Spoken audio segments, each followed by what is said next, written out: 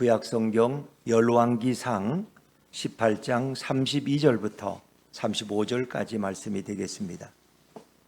구약성경 548쪽입니다.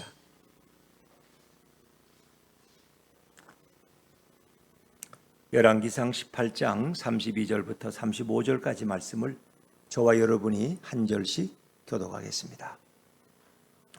그가 여호와의 이름을 의지하여 그 돌로 제단을 쌓고 제단을 돌아가며 곡식 종자 두세 알을 둘 만한 도랑을 만들고 또 나무를 버리고 송아지의 각을 떠서 나무 위에 놓고 이르되 통넷에 물을 채워다가 번제물과 나무 위에 부으라 하고 또 이르시되 다시 그리하라 하여 다시 그리하니 또 이르되 세 번째로 그리하라 하여 세 번째로 그리하니 물이 제단으로 두루 흐르고 도랑에도 물이 가득 찼더라. 아멘. 할렐루야. 네, 오늘도 은혜의 자리에 나오신 여러분들 환영하고 축복합니다. 이제 무더웠던 8월도 서서히 지나가고 또 밝고 또 선선한 바람이 불어올 가을이 또 우리를 기다리고 있습니다. 이제 우리가 신앙의 삶도 또 허리띠를 묶고 가을에 풍성한 은혜를 주시는 또 열매를 부어주시는 주님을 바라보면서 힘차게 나아가는 우리 모두가 되었으면 좋겠습니다. 우리 좌우의 분들과도 한번 이렇게 인사하시죠. 얼굴을 뵙기만 해도 은혜가 됩니다. 시작. 얼굴을 뵙기만 해도 은혜가 됩니다. 네. 언젠가 탤런트 차인표 씨가 한번 시상을 하는 공개적인 자리에서 이런 말을 한 기억이 납니다. 자신이 50여 년을 살아오면서 느낀 점이 세 가지가 있다 그래요. 그가 느낀 점이 첫째가 뭐냐? 어두움이 빛을 이기지 못하더라. 어두움이 빛을 이기지 못하더라. 두 번째는 거짓이 진실을 이기지 못하더라는 거예요. 거짓된 건 늘 드러난다는 거예요. 결국 진실, 참된 것이 이기더라는 것입니다. 그분의 세 번째 말이 재미있었어요. 세 번째 말은 남편이 결코 아내를 이기지 못하더라는 겁니다. 자기가 살아보니까. 남자분들 동의하십니까? 네. 네. 공적으로 사는 게 지혜로운 거예요. 네, 그래서 저는 그 얘기를 들으면서 이런 생각이 들었어요. 죄는 결코 예수님을 이길 수 없다. 세상에 그 어떤 것도 예수님을 이길 수 있는 것은 없어요. 세상 그 무엇도 예수님을 이길 수 없어요. 그러기에 우리는 예수님과는 갈등하면 안 돼요. 예수님하고 타협하려고 그래서는 안 돼요. 예수님은 우리가 순종해야 될 대상이고 예배의 대상이고 경배의 대상이지 우리가 타협해야 될 그런 대상이 아니라는 것입니다. 예수님을 알면 우리는 행복한 인생을 살게 되지만 예수님을 모르면 우리는 불행한 인생을 살 수밖에 없습니다. 정말 오늘 우리에 다시 이제 갈멜산에 그 제단으로 올라와서 번제단에 불러오신 예수님 이런 제목으로 우리가 말씀을 나누길 원합니다. 그 바알과 아세라 신상을 섬기는 그 이스라엘 백성들의 죄악의 물결은 이루 말할 수가 없어요. 그러나 그 제단에 임하신 성령의 불, 예수님의 불이 그 죄악의 물을 다 태워버리고 그곳에 하나님의 은혜가 임하게 되는 거예요. 인간의 어떤 죄악도 하나님을 이길 수 없고 예수님의 사랑을 이길 수가 없다는 것입니다. 자, 지금 엘리야는 갈멜산 정상에 서 있습니다. 바알 선지자 450명은 아침 내내 기도했지만 그들의 제단에는 불이 내리질 않았습니다. 이제 그는 이스라엘 백성들을 향해서 가까이 오라고 손짓했습니다. 그리고 엘리야는 여호와의 이름을 의지하여 12지파를 대표하는 12개의 돌을 취해서 무너진 제단을 수축했습니다. 그리고 하늘에서 불이 내리도록 기도하기 전에 그는 먼저 제단 주변에 큰 도랑을 만들었습니다. 그 도랑의 크기가 곡식 두세 알을 둘 정도다. 이것은 약 보리쌀 15리터를 담을 수 있는 정도의 그 크기로 도랑을 팠다는 걸 불렀어요. 그리고 송아지를 잡아서 그것을 각을 뜨고 그 번제단 위에 그 제물을 올려놨습니다. 그리고 백성들을 시켜서 4개의 큰 통을 가지고 와서 3번씩이나 물을 떠다가 제물과 나무 위에 흥건히 붓도록 했습니다. 4개의 통을 3번씩이나 했으니까 모두 몇 개를 분 거예요? 12번. 12개의 통에 물을 가득 담아서 제단과 제물 위에 흥건히 적시게 했어요. 그리고 도랑까지도 물이 다 채워질 정도였어요. 자, 우리 오늘 본문 5절 말씀을 다시 한번 읽어볼까요? 35절 시작. 물이 제단으로 두루 흐르고 도랑에도 물이 가득 찼더라. 얼마나 많이 갖다 부었으면 큰 통으로 12개를 갖다가 부었으니 물이 넘쳐서 다 흘러버릴 정도였어요. 여러분 한번 생각해 보십시오. 엘리야가 이런 행동을 하는 것은 이거 뭔가 좀 바보스러운 일같이 여러분 보여지지 않습니까? 제단에 불이 잘 붙도록 할 수 있으면 지푸라기나 솔갱이나 뭐 이런 걸 불쏘시개를 갖다 놓는다면 이해가 되지만 제단에 불이 내려야 되는데 그것을 다 태워버려야 되는데 거기에 물을 부어서 그 제단과 제물이 흥건히 적셔지게 해서 불이 붙지 않게 하는 것은 뭔가 좀 제정신으로는 할 수 없는 일처럼 보인다는 것입니다. 생각해 보십시오. 제단에 불이 붙어야 엘리야는 자신의 목숨을 부지할 수 있어요. 만약 엘리야의 제단에 불이 내리지 않으면 엘리야도 역시 거짓 선지자예요. 나중에 여러분 아합의 선지자들이 바알 선지자들이 450명이 기도했지만 불이 안 임했잖아요. 그럼 어떻게 했어요? 그래서 모두의 공인하에 백성들과 엘리야는 그들을 끌고 기슭강에 가서 그들을 다 목 잘라 죽였어요. 거짓 선지자예요. 불도 내리지 못하게 하면 거짓 선지자가 그렇잖아요. 엘리야도 마찬가지. 엘리야 제단에도 불이 내리지 않으면 엘리야도 역시 죽임을 당해야 할 것입니다. 그런데 엘리야는 거기에 물을 붓는다. 이거 너무 엉터리 같잖아요. 제단에 불이 붙어야 여호와 하나님만이 참 신이라는 것을 증명할 수 있을 텐데 그래야 모든 백성이 야 야훼가 역시 진짜구나, 여호와 하나님이 진짜 신이야 라고 찬성을 올리지 않겠습니까? 그러려면 번제 제단 주변에 불이 잘 붙는 불쏘시개를 좀 쌓아놓고 이렇게 해서 불이 확 붙어서 막 활활 타올라야지 그것이 백성들이 열광적으로 보고 좋아할 텐데 왜 여기다가 물을 붓을까? 제단과 제물에 도랑까지 물이 넘치도록 물을 흥건히 붓는 것은 아무리 봐도 바보스러운 일이었습니다. 바알 제사장들은 하늘에서 작은 불씨라도 내려서 제단을 태워주기를 소망했어요. 근데 엘리야는 이제 반대로 거기에 물을 부어서 오히려 불이 붙었다가도 잘못하면 꺼질까 봐 걱정이 될 정도에 이제 하늘에서 혹 좀 작은 불씨가 내리면 바람만 세게 불어도 꺼질까 봐 걱정이 되는데 작은 불이 내리면 그 제단에 물이 흥건하니까 거기에 불이 붙지 않고 물 때문에 꺼져버린다면 이런 당혹스러운 일이 어디에 있겠습니까? 이렇게 물이 넘쳐오르는 상황은 우리 하나님은 아무리 물이 많이 넘쳐 흘러도 불을 붙이신다는 초자연적 하나님의 능력을 드러내는 것은 매우 좋은 일이지만 그러다가 만에 하나 실수해서 혹 물 때문에 위에서 내려온 불이 꺼지기라도 한다면 그 얼마나 위험한 일이 생길까 한번 생각해 보세요. 그 당시에는 물이 너무 귀했다는 거 아세요? 금보다 은보다 보석같이 귀한 그 물을 번제단에 12통이나 들이부었더니 이제는 또 거기다 불을 내려달라고 기도해. 저런 엉뚱한 일이 어디 있어? 이스라엘 백성들은 그 엘리야의 모습을 보고 황당해하고 바알 제사장들은 기겁을 하며 충격을 받았습니다. 사랑하는 여러분, 하나님이 태초에 인간을 창조하실 때 인간을 선한 존재로 만드셨고 그리고 하나님의 위대하심을 바라볼 줄 아는 눈을 만들어 주셨어요. 그래서 세상 어디를 봐도 모든 곳에 이 하나님의 신성이 가득했어요. 높은 산을 보면은 그 산보다 더 높으시고 저 산을 만드신 하나님께 찬양을 올렸습니다. 넓은 광야를 보면은 저 넓은 광야를 만드신 그 조물주 하나님께 영광을 올려드렸어요. 모든 걸 봐도 다 이건 하나님의 작품이야. 이걸 만드신 하나님께 영광을 돌리지 않을 수가 없어요. 그런데 어느 때부터 인간은 점점 하나님보다 높은 산을 더 좋아하고 하나님보다 넓은 광야를 더 좋아하게 되었어요. 하나님보다 산과 들을 더 아름답게 생각하기 시작했어요. 그래서 하나님과 더불어 시간을 보내기보다는 자연에게 자신의 마음을 빼앗기기 시작했어요. 인간은 어느 순간에 더 아름답다고 생각한 자연으로 영원히 떠나버리고 말아요.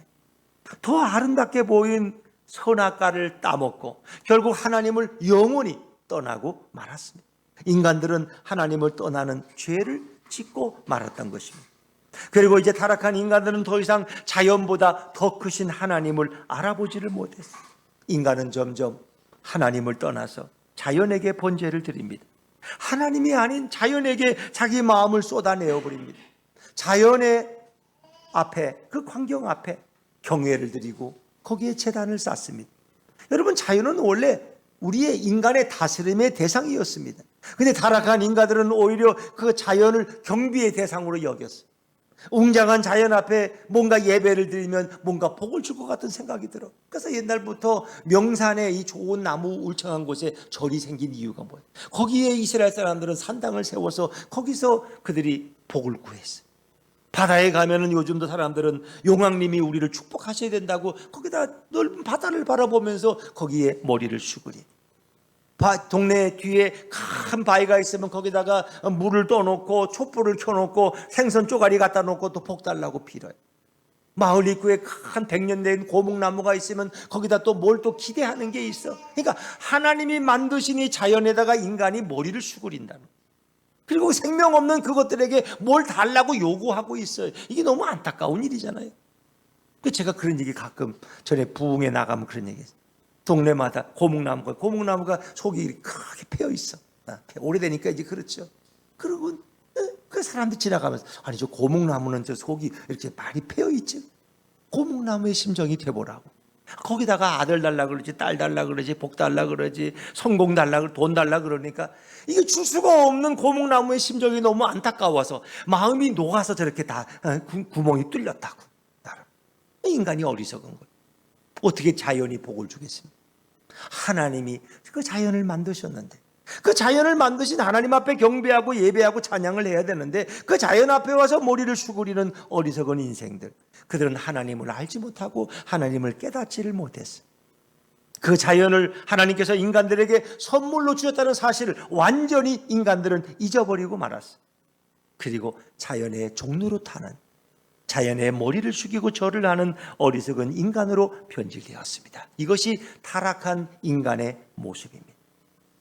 여러분, 엘리야가 번제물에 물을 부은 것은 이스라엘 백성들에게 분명한 하나님의 말씀, 메시지를 전하기 위한 목적이 있습니다. 여러분, 이스라엘 민족이 어떤 민족이에요? 우상 숭배에 여념이 없어요. 죄악되고 타락한 민족입니다. 이들은 이제 하나님의 불이 내리고 하늘에서 비가 내리는 축복을 도저히 받을 자격조차 없는 못된 자들이에요. 타락한 이스라엘은 하나님의 불이 내리고 하늘에서 비가 내리는 축복을 도무지 받을 수 없는 그런 민족이 되어버리고 말았어요. 바로 이런 이유로 엘리야는 번제물에 물을 부었습니다. 번제물에 물을 부으면 그 번제는 잘 타지 않습니다. 탈 수가 없어요. 이스라엘 백성들의 지난날의 모든 삶은 하나님 앞에서 날마다 죄악의 물을 부어서 죄악으로 가득 찬 삶을 살아왔습니다. 이스라엘의 죄악은 하나님의 거룩한 제단에 참으로 불이 내리는데 도움은커녕 엄청난 방해가 되는 것입니다. 구약에서 물은 때때로 죄로, 악으로 표현된다는 걸 여러분 아십니까? 물론 물은 성결, 세례할 때 물의 의미가 있어요. 그러나 구약에서는 종종 물은 죄로 표현된다는 거예요. 노아 방주 사건을 보세요. 이 땅에 죄악이 관영했기 때문에 하나님이 홍수로 그 세상을 심판하시잖아요. 그렇죠? 인간의 죄악의 홍수 가운데 누구만이 구원받아요? 방주에 탄 자들만이, 노아의 가족만이 구원받아요. 그 물에 떠내려가는 사람들은 다 심판받아요. 오직 방주에 타서 그 물에 닿지 않은 자들만이 구원받는, 그 물은 죄악의 홍수였어요. 죄악의 물이었어요. 여러분, 아기 모세가 태어났을 때 남자아이를 더 이상 키울 수가 없어서 모세의 어머니가 갈대 상자를 만들어서 거기에 녹청을 칠하고 그리고 그것을 나일강에 이렇게 흘려보내지 않습니까? 그 아기 모세는 죽음과 그 죄악의 나일강에서 결국은 건짐을 받게 됩니다. 그 나일강에 빠진 아이들은 다 고래밥이 됐어요. 그냥. 그러나 모세의 어머니는 지혜로워서 기도하고 갈대 상자를 만들어서 아이를 거기다 넣어서 흘려보냈더니 마치 바로의 공주가 그 아이를 건져서 자기의 앙아들로 삼았다는 것입니다. 번제물로 물을 적시는 행동은 이스라엘 백성들이 하나님의 번제물을 회방하고 하나님의 번제를 통한 하나님의 구원 역사를 방해하는 것을 상징적으로 보여주고 있습니다. 그러나 엘리야는 이스라엘 백성의 죄악이 아무리 커도 하나님의 구원 역사는 이스라엘 백성들의 타락과 상관없이 이 땅에 임한다는 사실을 선포하고 싶었습니다. 앞으로 물이 넘치는 것과 같이 이스라엘의 죄악이 아무리 가득할지라도 이스라엘 백성들에게 메시아가 그 불로 임하는 것을 보여주고 있습니다. 예수님은 이 땅에 오신 불인 것을 믿으시기를 바랍니다. 하나님의 임재는 구름과 연기와 불 가운데서 경험되었습니다. 시내산에서 모세에게 하나님은 구름과 불 가운데 임재하셨습니다. 이스라엘 백성은 광야에서 구름 기둥으로 불 기둥으로 인도를 받았습니다. 하나님의 역사를 방해하는 죄악의 물이 아무리 가득해도 구원의 번제물은 예수님의 불로 태워져 버리고 만나는 것입니다. 예수님의 불이 제단에 임해서 그 번제물이 타오름으로 인간의 죄가 용서받고 하나님의 구원 역사가 이루어지는 것을 인간의 죄악들이 막을 수 없다는 것을 보여주기 원하셨습니다. 하늘에서 번제물을 태우기 위해 불이 내려오는 것은 바로 예수님이 이 땅에 불로 내려오심을 보여주기 위한 구약의 예표적 사건입니다. 이 땅에는 죄악의 물로 창일해 있는 것입니다. 그러나 예수님께서 불로 임하셔서 그 모든 죄를 다 불태워버릴 것을 우리에게 보여주는 상징적 사건입니다. 예수님은 타락되고 죄 많은 이스라엘 백성들에게 그렇게 임하십니다. 이스라엘 백성들의 죄악이 번제물에 가득한 물처럼 많고 도랑에 넘쳐 흘러도 예수님의 구원 역사는 변함없이 이루어집니다. 그 예수님의 구원 역사를 막을 자가 없어요. 이것을 보여주고자 엘리야는 번제단에 물도랑을 만들었어요. 물을 부어서 불로 역사하시는 예수님의 역사를 막을 수 없다는 것을 이스라엘 백성들에게 예표적으로 보여주기를 원했습니다. 사랑하는 여러분, 예수님은 구원 역사를 이루기 위해서 이 땅에 오셨습니다. 예수님이 이 땅에 오실 때 인간들의 죄악은 온 세상에 관영했고 온 세상에 차고 넘쳤습니다. 마치 도랑에 물이 넘치는 것 같이 죄악이 가득한 세상에 예수님은 오셨습니다. 예수님이 불로 이 땅에 오시는 것을 아무도 막을 자가 없었습니다. 인간의 더럽고 추악한 죄악도 예수님의 구원 사역을 방해할 수는 없었습니다. 예수님은 제단에서 제물을 불로 태워서 자신의 모든 구원 사역을 다 이루셨습니다. 예수님의 구원 사역은 예수님이 홀로 다 이루시고 어떤 인간의 방해에도 예수님의 구원 사역을 성취하시고 완성하셨습니다. 예수님은 지음받은 인간이 아닙니다. 피조물이 아닙니다. 그분은 바로 전능하신 하나님이고 신성이 가득하신 성자 하나님이십니다. 인간의 어떤 죄악도 예수님의 구원 역사를 막거나 방해할 수는 없습니다. 예수님의 구원 사역은 인간의 배신과 인간의 타락에도 불구하고 계속되어집니다. 예수님의 구원 역사는 결코 바뀌지 않고 포기되지 않고 멈출 수 없습니다. 예수님은 인간처럼 변덕스러운 그런 분이 아닙니다. 예수님은 신성으로 이 땅에 번제물을 태울 강력한 불로 이 땅에 오신 분이 우리 예수님이십니다. 그 번제물을 태워버릴 예수님의 불은 아무도 막을 자가 없습니다. 예수님은 더럽고 추악한 세상에 그 죄악의 물이 차고 넘쳐도 번제물을 다 태울 수 있는 강력한 불로 이 땅에 오신 것을 믿으시기 바랍니다. 그 구원의 불을 던질 수 있는 분은 오직 예수님 밖에는 없습니다. 오직 예수님만이 죄악의 물을 다 증발시켜버리고 죄악의 물을 다 태워버릴 수 있는 유일한 구원의 불이 되십니다.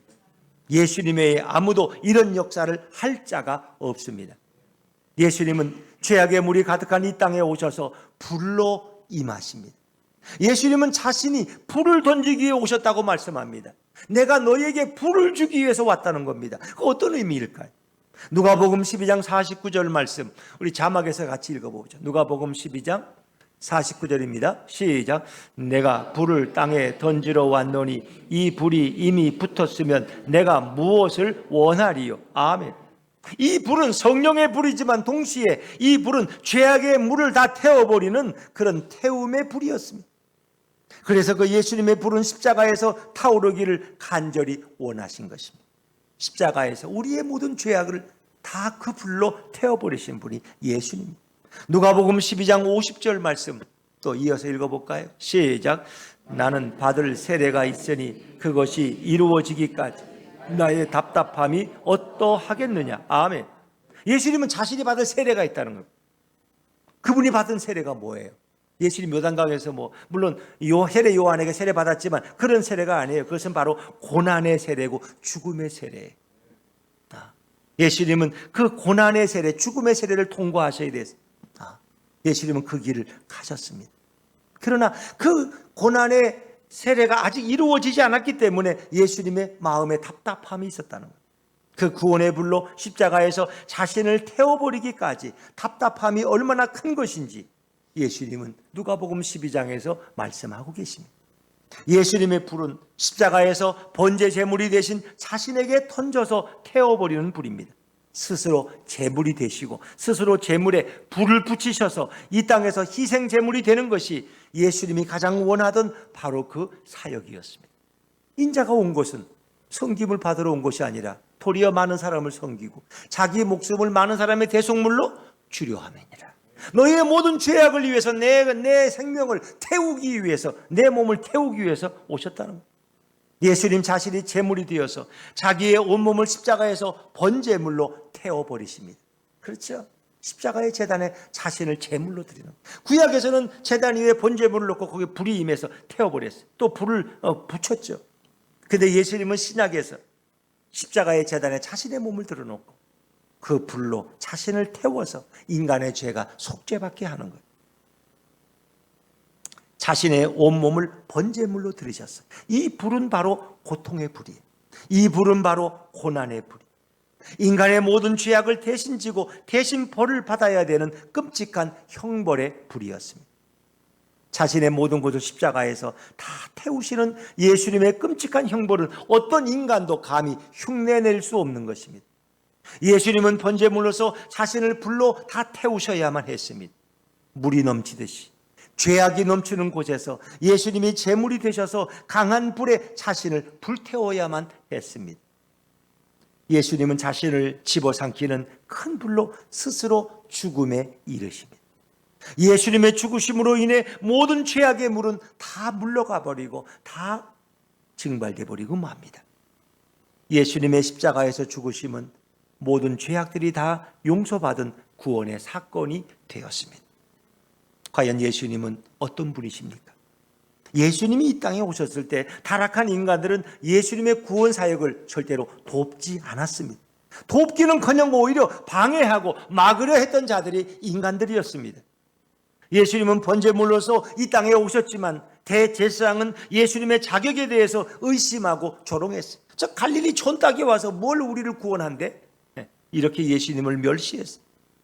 예수님은 대제사장의 의심과 비판의 죄악에도 불구하고 그 불의 구원 사역을 멈추거나 절대로 중단하지 않으셨습니다. 가룟 유다는 예수님의 가장 신임받던 제자 중에 한 사람이었지만 결국 예수님을 배반하고 타락한 대제사장 쪽으로 넘어가 버리고 맙니다. 예수님은 안과 밖에서 예수님 자신을 번제물로 드리지 못하도록 막는 방해를 수시로 받으셨습니다. 그러나 자신의 구원 사역을 포기하거나 중단하지는 않으셨습니다. 예수님은 그들의 위협과 조소에도 전혀 굴복하신 분이 아닙니다.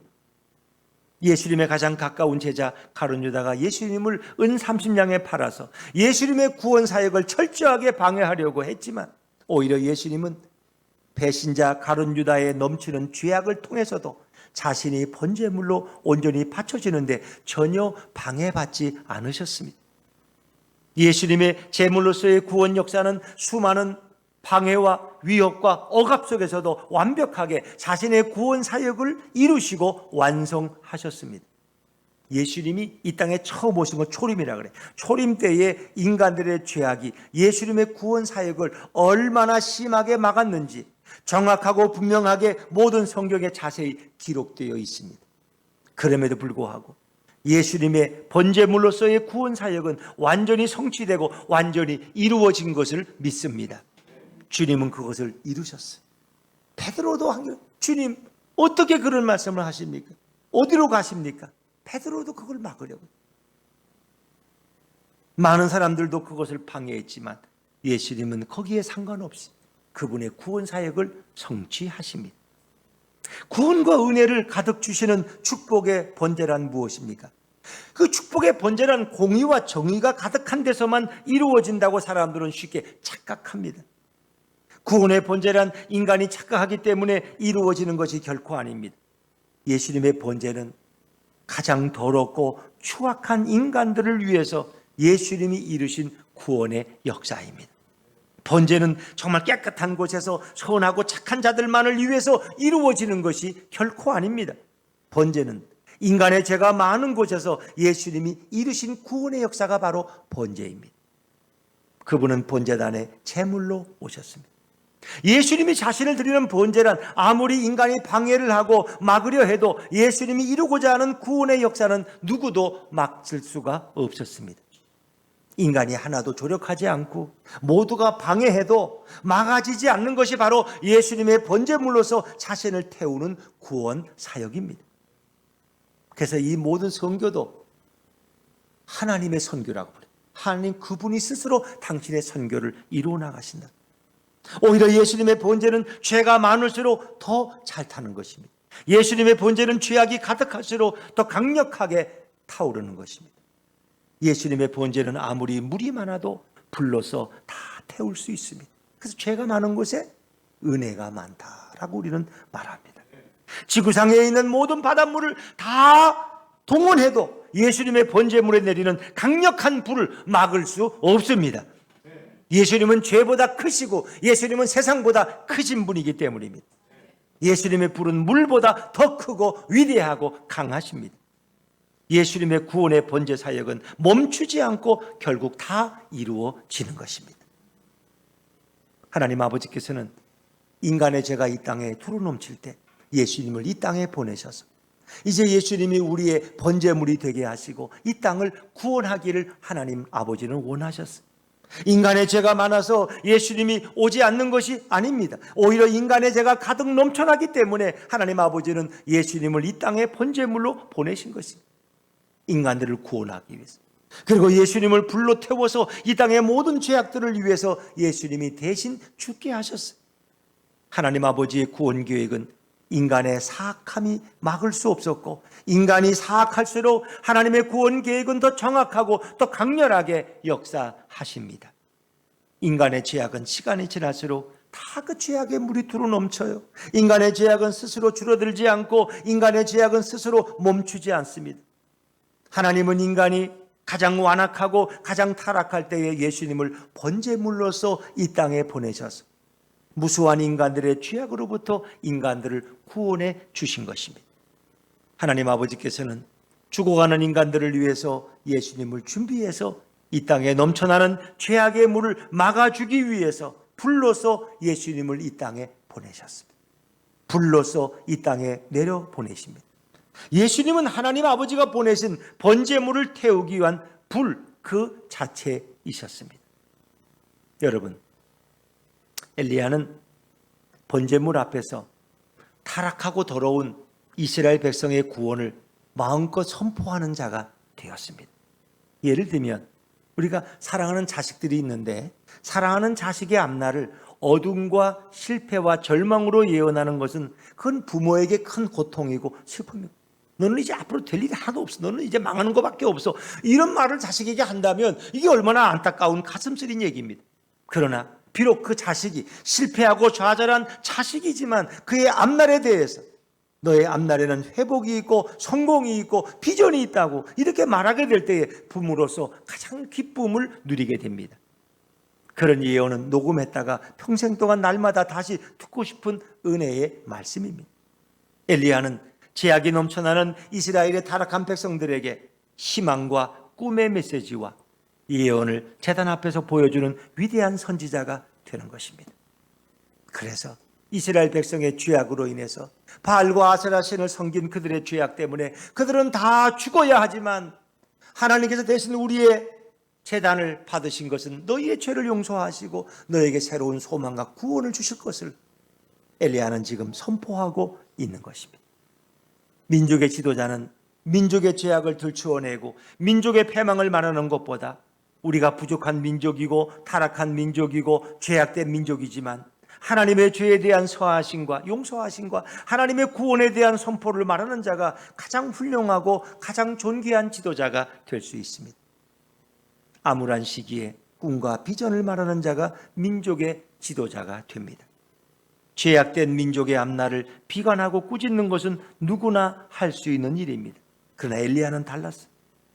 바알의 제사장들이 죽으면 그 바알을 믿던 백성도 함께 죄를 받고 죽어야 하지만 엘리야는 바알을 따르던 타락한 백성들에게 하나님께 돌아오라고, 하나님께 돌아오면 여기에 회복과 구원이 있다고 하나님의 구원 역사를 선포하는 놀라운 하나님의 선지자가 되었습니다. 이제는 바알과 여호와 사이에서 왔다 갔다 하지 말고 여호와께로 돌아오라는 것입니다. 번제단에서 죄악으로 넘쳐나는 물을 보면서 죄악으로 인하여 두려워하지 말고 구원을 이루시는 하나님을 바라보라고 그가 외칠 때 엘리야의 모습에는 하나님의 영광의 광채가 가득하게 비쳤던 것입니다. 그런 한때 아합에게 죽음을 선고받고 비참한 도망자로 죄인된 신세로 흘러다니던 그런 엘리야가 아닙니다. 이제는 민족의 번영을 위해서 없어서는 안 될 민족의 아버지와 같은 지도자가 된 것입니다. 여러분, 어느 시대나 마찬가지. 예수님을 선포하는 자는 세상에서 가장 존귀한 자가 될 줄로 믿습니다. 예수님을 선포하는 자는 민족의 지도자가 될 수 있습니다. 많은 정치인들, 우리가 이름을 알만한 그런 분들이 자살한 분들이 너무나 많아. 우리가 볼 때 그분들은 흠도 없고 인격도 아름답고 선행만 하고 좋은 일만 한 분들이야. 그분들은 거짓말도 한 번 안 했어. 그런데 그런 분들이 왜 뭔가 잘못된 것이 드러날 때 그렇게 쉽게 목숨을 끊느냐는 말이에요. 왜 스스로 자결하냔 말이에요. 예수님이 없기 때문에, 예수님을 모르기 때문에. 누구나 흠이 있고 인간은 다 죄가 있어요. 예수님 앞에 나가면 얼마든지 죄를 용서받고 다시 새로운 인생이 펼쳐지는데 예수를 모르니까 인생을 끝내는 거야. 그냥 얼마나 교만한 거야. 완벽한 인생은 아무도 없어요. 인간 속에 선한 것은 눈꼽만큼도 없어요. 우리는 어차피 다 보기에 따라 좀 차이가 날 것처럼 보이지만 다 죄인임에 분명해. 그런데 그 어리석은 사람들은 예수를 모르기 때문에 결국은 이런 비참한 인생을 선택하는 너무 안타까운 모습을 봅니다. 예수님을 선포하고 예수님을 말하는 자가 가장 위대한 자입니다. 성경에서 예수님을 예표하는 인물들이 다 위대한 인물이에요. 아브라함, 이삭, 모세, 사무엘, 요셉, 다 위대한, 다윗, 다 그들이 예수님을 가리키거든. 예수님을 예표하거든. 여러분들도 세상에 아무리 지식에 밝아도 예수님을 전하는 입술이 될 때 여러분은 위대한 성도가 될 줄로 믿습니다. 예수님을 말하는 교회가 위대한 교회고 예수님을 선포하는 성도가 위대한 성도인 것입니다. 왜냐하면 예수님이 임하면 거기에는 언제든지 소망이 있고 주님의 용서가 있고 주님의 덮어주심이 있고 주님의 보호하심이 있기 때문에 오직 우리에게는 예수님만이 소망이 되는 것입니다. 많은 사람들이 생각하기를 자신의 부족함과 죄악됨으로 인하여 영원히 망하고 영원히 버림받고 영원히 구원받을 수 없다고 절망적인 생각에 빠져있는 인생들이 너무나 많아. 나는 망했어. 나는 이제 끝났어. 내게는 아무런 소망도 없어. 나는 모든 걸 다 잃어버렸어. 이렇게 생각하는 사람이 너무나 많아. 그러나 여러분, 인간이 아무리 연약하고 인간이 부족하고 인간이 죄악에 넘칠 때마다 예수님은 이 땅에 번제물로 오셔서 인간을 위해 죽으시고 모든 넘쳐나는 죄악을 용서하시고 구원의 길을 활짝 열어놓으신 분이 우리 예수님이에요. 이제 우리의 죄악과 허물로 인해서 절망과 좌절하는 삶에서 예수님이 번제물로 자신을 태우셔서 모든 구원의 길을 우리에게 활짝 열어놓으신 것을 우리는 믿어야 할 것입니다. 누구든지 주님이 이루어 놓으신 그 구원의 길로 나가면 누구든지 우리는 구원을 이룰 수 있어요. 아무리 세상에서 흉악한 죄를 짓고 영원히 세상과 격리되는 사형 판결을 받았다고 할지라도 우린 절망하지 않고 예수님을 믿으면 모든 죄인을 위해서 번제물로서 십자가에서 자신을 드린 그 예수님의 은혜로 인하여 구원을 얻고 영원한 천국의 살 자가 될 줄로 믿습니다. 기독교는 자신의 의로움이나 자신의 착함이나 자신의 선행으로 인해 구원에 이르는 종교가 절대 아닙니다. 자신이 아무리 더럽고 추악해도 예수님으로 인하여 구원에 이르는 종교가 기독교인 것입니다. 그래서 죄수를 놓고 피의자를 놓고 판결하는 판사보다 그 판사 앞에 와 눈물을 흘리며 자기 죄를 뉘우치는 그 피의자 죄인이 구원받을 확률이 더 많다는 것. 그분은 자기는 죄인임을 알아.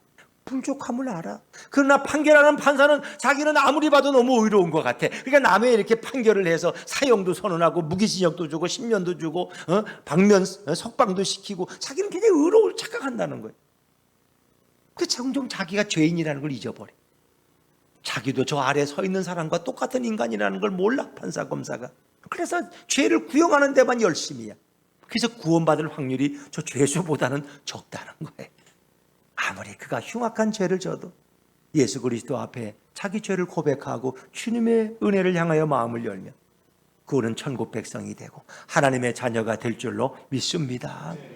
여러분, 구원은 예수님이 이미 다 이루어 놓으신 것입니다. 누구든지 예수를 믿으면 어떤 죄에서도 구원함을 받습니다.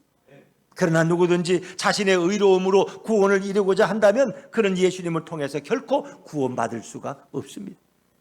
성도들은 날마다 오늘도 죄악이 넘쳐나는 인생을 삽니다.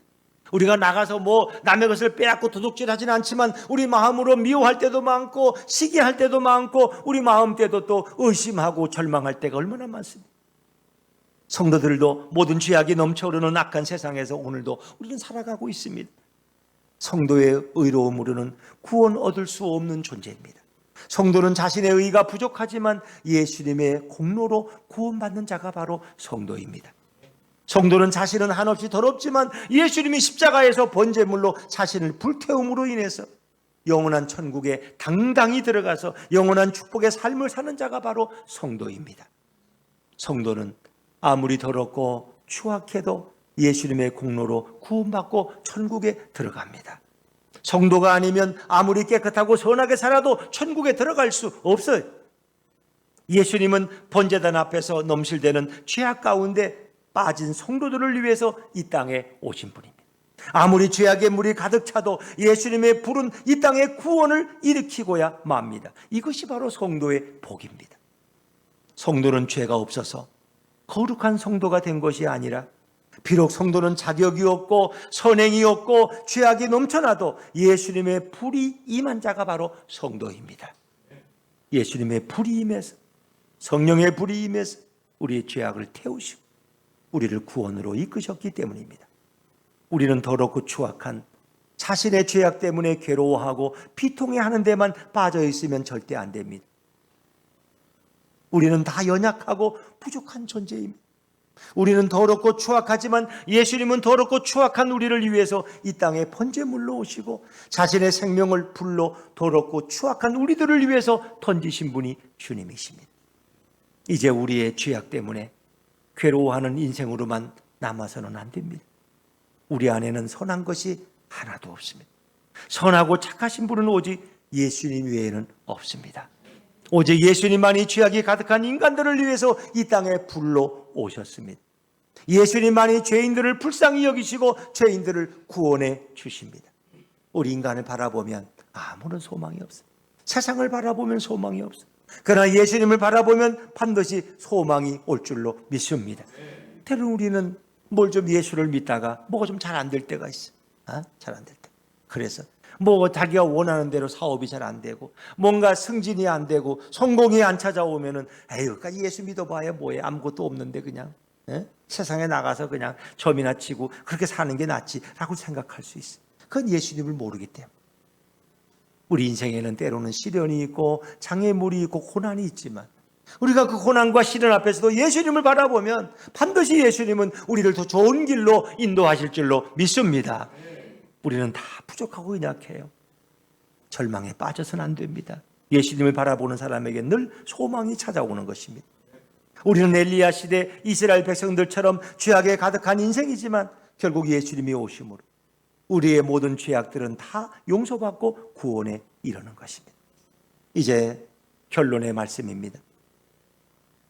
이제는 더럽고 추악한 우리에게 이 땅으로 오신 그 예수님을 이스라엘 민족처럼 바라보고 소망을 갖고 하늘에서 내리는 불을 우리는 바라볼 줄 알아야 됩니다. 우리는 자신을 바라보면 실망스러운 부분이 너무나 많이 있습니다. 그러나 우리는 예수님을 바라보면 얼마나 미래가 희망적이고 구원이 넘칠 줄로 믿습니다. 이제는 자신의 부족한 부분에 집착하는 인생을 살지 마시고 예수님으로 인하여 구원에 이르는 기쁨과 평안을 누리시기를 바랍니다. 그렇게 하려면 매일 우리는 성경을 읽어야 됩니다. 매일 성경을 통해서 예수님이 어떤 분인지, 예수님이 나를 위해 무엇을 이루었는지 우리는 깨달아 알아야 됩니다. 예배 때마다 성경을 읽어서 우리가 깨달을 수도 있고, 새벽에 우리가 성경을 읽을 수도 있어요. 자신의 부족함과 죄악으로 인해 절망하는 삶에서 예수님을 깨달을 때 우리는 기뻐하고 예수님 때문에 즐거워하는 행복한 인생을 살아갈 수 있습니다. 예수님으로 인해서 구원에 이르는 삶을 살아가는 것이 바로 성도의 복입니다. 말씀 속에서 날마다 예수님을 만나면 예수님 때문에 매일 행복한 인생을 살아갑니다. 매일 성경을 통해서 나의 추악함을 번제단에서 다 태워주시는 그 예수님을 우리는 만나야 하는 것입니다. 예수님의 번제단에 내리는 그 불을 새벽에 본 사람은 하루를 웃음 가운데 기쁨 가운데 살아갈 수 있습니다. 자신을 번제물로 드리셔서 우리의 구원을 준비하신 그 예수님 때문에 늘 기쁘고 감사한 인생이 되시기를 주의 이름으로 축원합니다. 우리 같이 일어나셔서 부흥 찬양하시겠습니다.